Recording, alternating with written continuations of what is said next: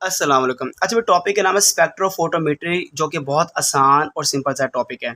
Basically ये एक ऐसी टेक्निक है जो आजकल यूज़ होती है मेजर करने के लिए। The amount of light that pass through the sample, एक सैंपल से कितनी लाइट गुजरी है, कितनी अब्जॉर्ब हुई है उस सैंपल के अंदर, इसको मेजर करने के लिए जो टेक्निक यूज़ हो रही है उसका नाम है स्पेक्ट्रोफोटोमेट्री है।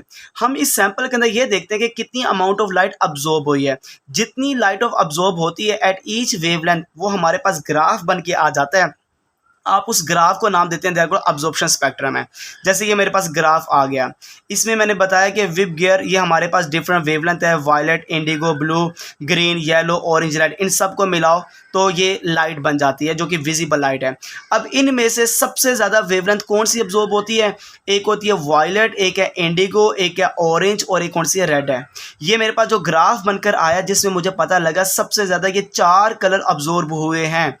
जिस ऑपरेटर से आया, जिस इंस्ट्रूमेंट को यूज़ करके ग्राफ आया है, उस इंस्ट्रूमेंट का नाम है स्पेक्ट्रोफोटोमीटर। और जैसे ये ग्राफ आया, जैसे मैंने इसको यूज़ किया, इस प्रोसीजर का नाम क्या? स्पेक्ट्रोफोटोमेट्री है।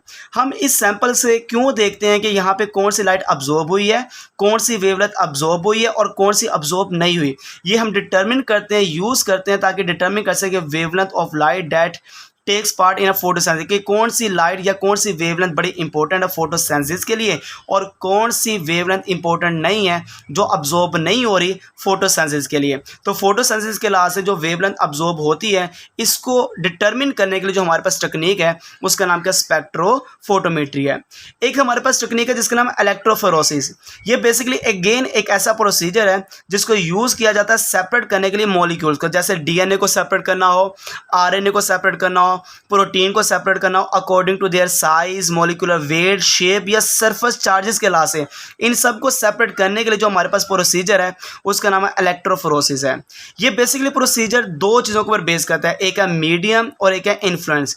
मीडियम जो आज मैं यूज़ करने लगा हूँ वो एगरोस होगा या पॉली एक्रिल अमाइड जेल कह सकते हैं आप, और जिसकी मदद से मैं पूरा प्रोसेस चलाऊंगा वो इलेक्ट्रिक फील्ड होगा। ये आपके सामने इलेक्ट्रोफोरेसिस करने वाला जो ऑपरेटर्स है आप देख सकते हैं, ये आपके सामने पूरी की पूरी जेल है और इस जेल के ऊपर छोटे छोटे ये खाने हैं, आप इसको स्लॉट कहते हैं, जहाँ पे कंटेनिंग होता है डीएनए सैंपल। जहाँ पे हम सैंपल को लोड करेंगे ना, या डीएनए को करें या आरएनए को डालें या प्रोटीन को डालें, जहाँ पे डालेंगे वो क्या? स्लॉट कंटेनिंग डीएनए सैंपल है। यहाँ पे इस पूरे ऑपरेटर्स के साथ दो इलेक्ट्रोड है, एक नेगेटिव इलेक्ट्रोड, एक पॉजिटिव इलेक्ट्रोड है। इन दोनों इलेक्ट्रोड के ज़रिए से हम क्या देंगे? इलेक्ट्रिक फील्ड देंगे, इलेक्ट्रिसिटी देंगे। और ये जिस सोल्यूशन में मौजूद है, ये सोल्यूशन ये आपके सामने है। तो सोल्यूशन के ऊपर क्या आ गया? जेल। जेल के ऊपर क्या आ गया? स्लॉट। और ये सारे के सारे जो सोल्यूशन के साथ मौजूद है वो इलेक्ट्रोड है, जहाँ से हम क्या देंगे? इलेक्ट्रिसिटी देंगे। सबसे पहले viscous thick of gel is formed between two glass या प्लास्टिक प्लेट। यहाँ से लेके यहाँ तक एक काफ़ी थिक जेल बन जाएगी, ठीक है, थिक जेल बन जाएगी। सैंपल को हम लोडेड करेंगे in the slot of the gel by micropipette. तो माइक्रोपिपेट की मदद से हम इन स्लॉट के अंदर दाखिल करेंगे सैंपल को, जो डीएनए, आरएनए, प्रोटीन कोई भी हो सकता है। डन करने के बाद, डालने के बाद, both slabs are connected with electrodes. दोनों स्लैब या आप देख सकते हैं दोनों जो पार्ट हैं, एक ऊपर वाला एक नीचे वाला, जेल के साथ इलेक्ट्रोड अटैच है। ये इलेक्ट्रोड अटैच है जो सस्पेंडेड होते हैं इन सॉल्ट सोल्यूशन, जो कहाँ पे लटके हुए हैं? एक सोल्यूशन के अंदर, साल्ट सोल्यूशन के अंदर लटके हुए हैं। अब हम क्या करेंगे? प्रोवाइड करेंगे क्या? इलेक्ट्रिसिटी। जैसे इलेक्ट्रिसिटी प्रोवाइड करेंगे तो जो यहाँ पे हमने लोड किया था सैंपल, वो सारा आगे की तरफ मूव करना शुरू कर देगा, नेगेटिव से पॉजिटिव की तरफ जाएगा।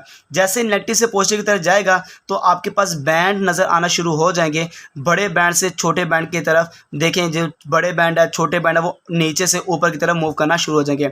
बड़े बैंड नीचे होंगे और छोटे बैंड ऊपर होंगे।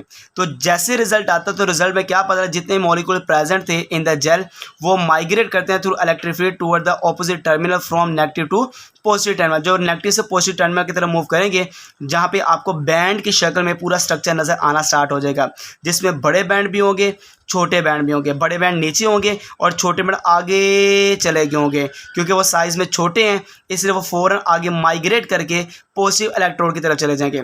इन बैंड्स की मदद से आप क्या कर सकते हैं? ये जो बैंड आपके पास है इससे क्या होगा, क्या आपको क्या फ़ायदा होगा वो मैं आपको बता देता हूँ। ये जो बैंड्स है ना, ये बड़े इंपॉर्टेंट है। Smaller molecules will move faster than larger molecule. छोटे मॉलिक्यूल आगे चले जाएंगे और पीछे कौन से होंगे? बड़े होंगे।